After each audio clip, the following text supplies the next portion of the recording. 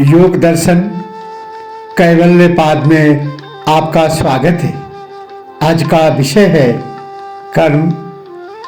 कर्म के 3 प्रकार, कर्म का फल व वासनाएं। पातंजल योग सूत्र 7, योग दर्शन अध्याय 4, कैवल्य पाद। महर्षि पतंजलि कहते हैं, कर्मा शुक्ला कृष्णम योगिनस्त्रिविधे मितरेषाम। अर्थात योगी के कर्म न शुक्ल न कृष्ण अर्थात पुण्य पाप रहित होते हैं। अन्यों के कर्म पाप पुण्य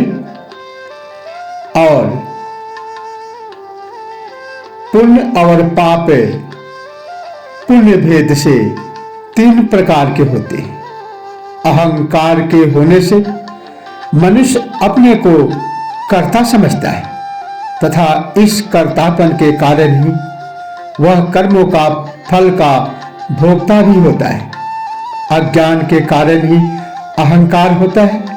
अतः अज्ञान के रहते मनुष्य जो भी शुभ तथा अशुभ अथवा शुभ अशुभ मिश्रित जो भी कार्य करेगा उसे वैसा ही फल अवश्य भोगना पड़ेगा।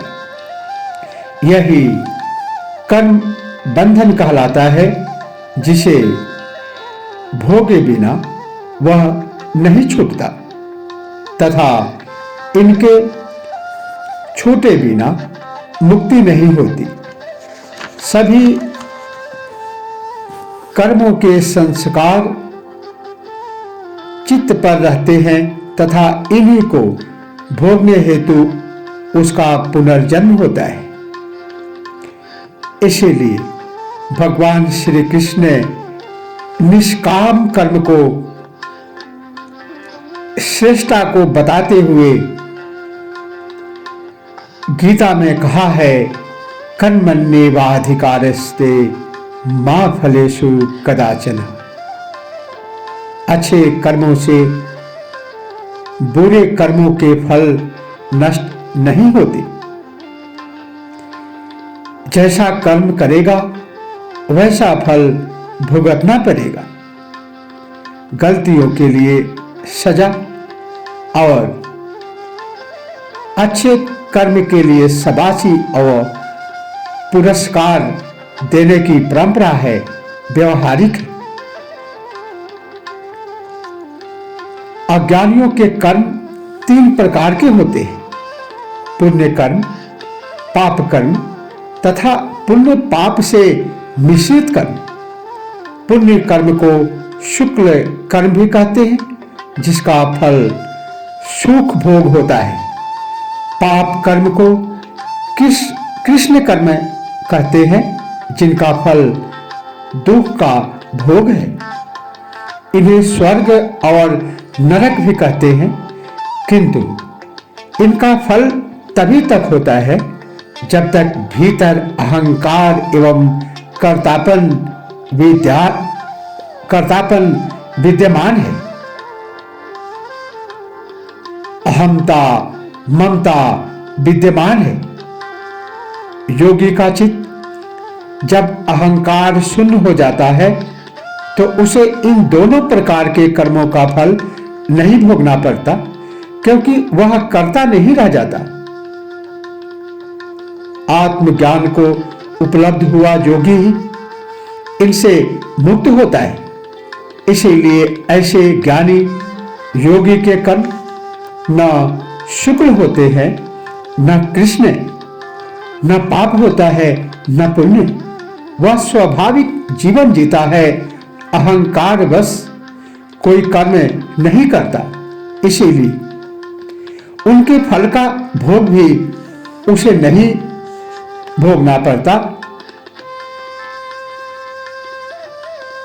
अगले सूत्र कैवल्य पाद सूत्र संख्या 8 में महर्षि पतंजलि कहते हैं, तत् तद्विपाका तद तद विपाकानुगुणानामेवाभिव्यक्ते वासनानाम्।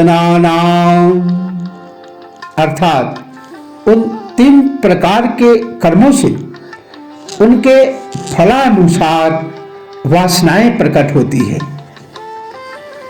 जीवन में जो भी शुभ अशुभ तथा पाप पुण्य के कर्म किए जाते हैं, मृत्यु के बाद केवल उनकी स्मृतियां शेष रह जाती है।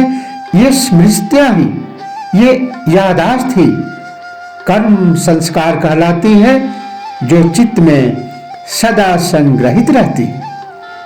जो जीवन में नहीं कर पाए हैं तथा जो किया गया है उससे तृप्ति नहीं हुई है, किसी ने बुरा किया है तो उससे बदला लेने की भावना, संसार में स्त्री पुत्र धन आदि के प्रति मोह रह जाना आदि की समस्त स्मृतियां मृत्यु के बाद जीव के साथ विद्यमान रहती है। यही वासनाएं आसक्ति का कारण है, जिससे मनुष्य का पुनर्जन्म होता है तथा नया जन्म लेने पर जिन जिन कर्मों के भोग का समय जब जब आता है, उस समय वैसे ही वासना का उदय हो जाता है तथा उसी के अनुसार उसकी बुद्धि हो जाती है, जिससे वह उसी प्रकार का कार्य करने को तैयार हो जाता है। कहा भी है, विनाश काले विपरीत बुद्धि। अर्थात जैसा कर्म फल भोग का समय आता है, उस समय उसकी वैसी ही बुद्धि हो जाती है। वासनाएं बुद्धि को प्रभावित करती है तथा बुद्धि से मन प्रभावित होकर ही वह अच्छे बुरे कर्म में प्रवृत्त होता है। इन कर्मों से फिर नई वासनाएं पैदा होती हैं, जिन्हें अगले जन्मों में भुगतना पड़ता है।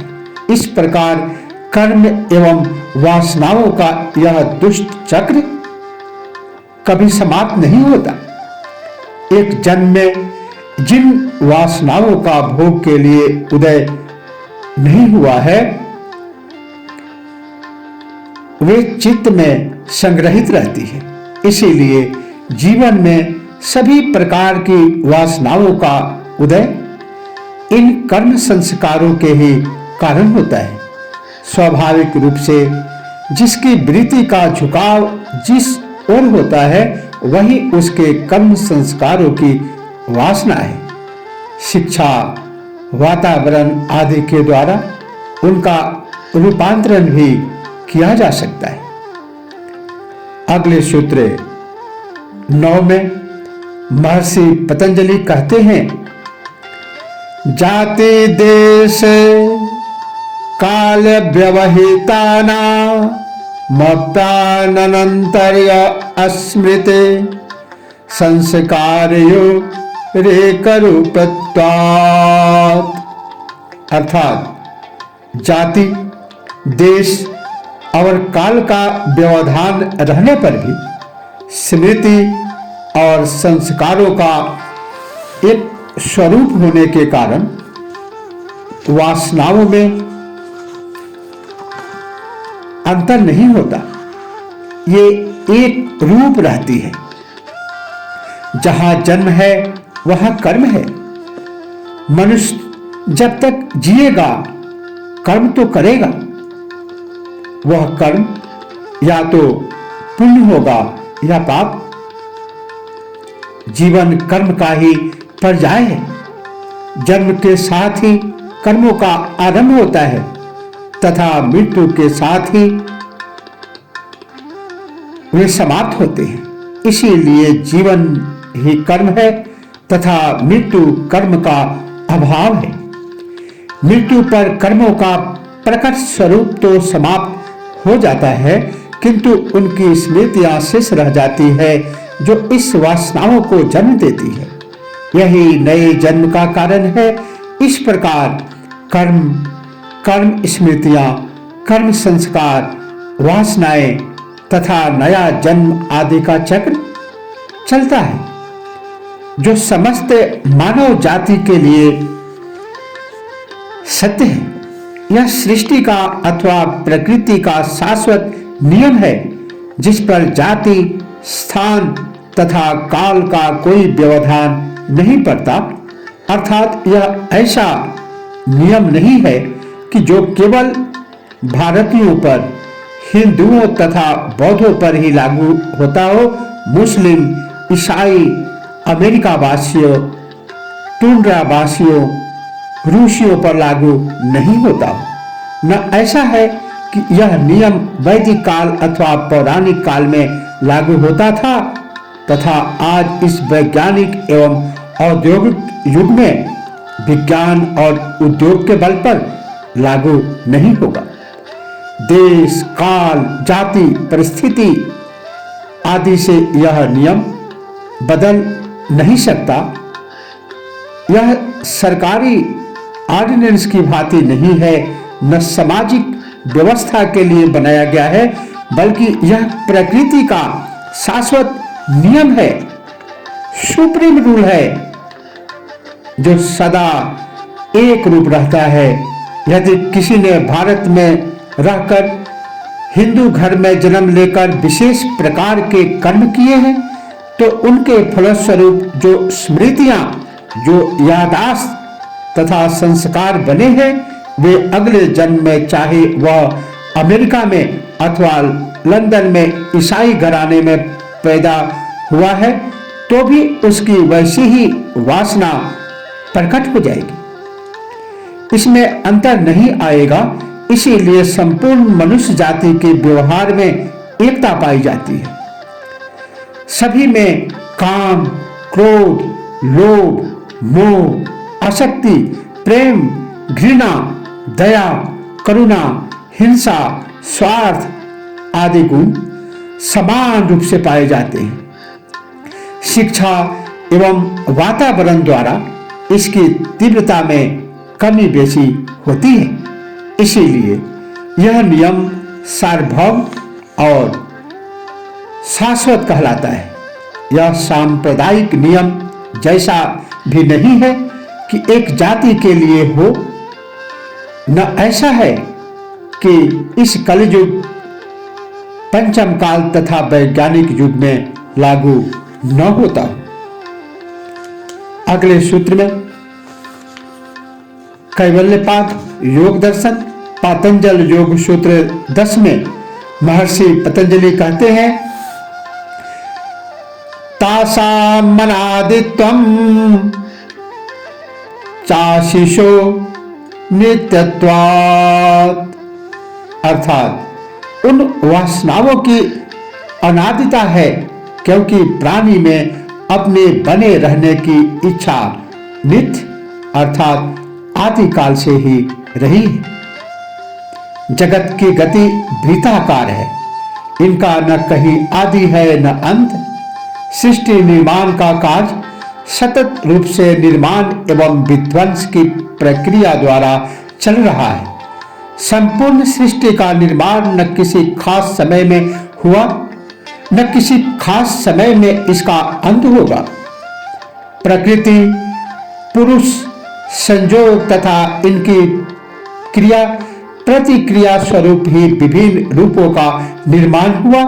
ये विभिन्न रूप पुनः उसी प्रकृति में विलीन हो जाएंगे तथा प्रकृति का अपने तीनों गुणों में लय हो जाएगा। जहां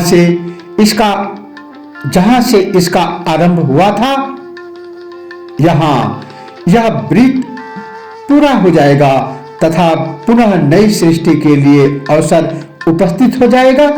इसी प्रकार कर्म और वासनाओं की गति भी वृत्ताकार सर्कुलर है। कर्म से स्मृति और संस्कार बनते हैं तथा इन संस्कारों के कारण वासना उठती है, जिससे कर्म होते हैं। इन दोनों में सर्वप्रथम कौन हुआ कहना कठिन है। यह प्रश्न वैसा ही है जैसा पहले कहा जा चुका है।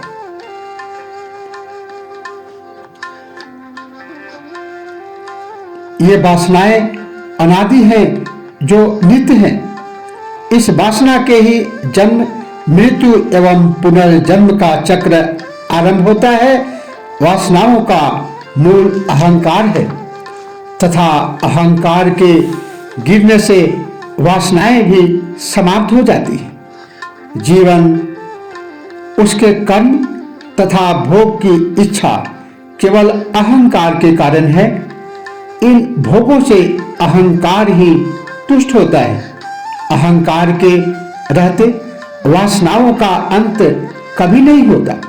जब अहंकार गिरता है तथा प्रकृति अपने कारण में लय होती है, इसके बाद ही वासनाओं का अंत होता है।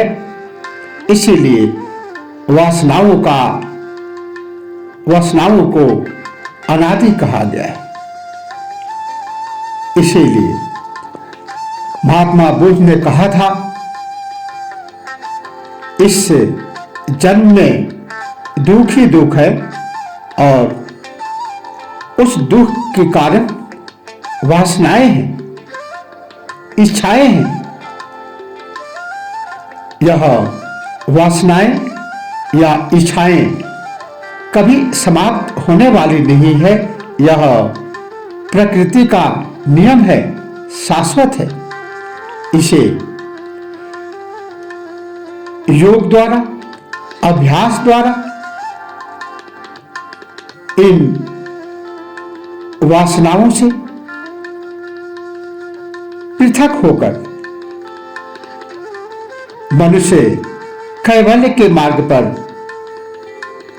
मोक्ष के मार्ग पर, मुक्ति के मार्ग पर अग्रसर हो सकता है। आज इतना ही। शेष अन्य सूत्रों में तब तक के लिए ओम नमः शिवाय। जय श्री कृष्ण।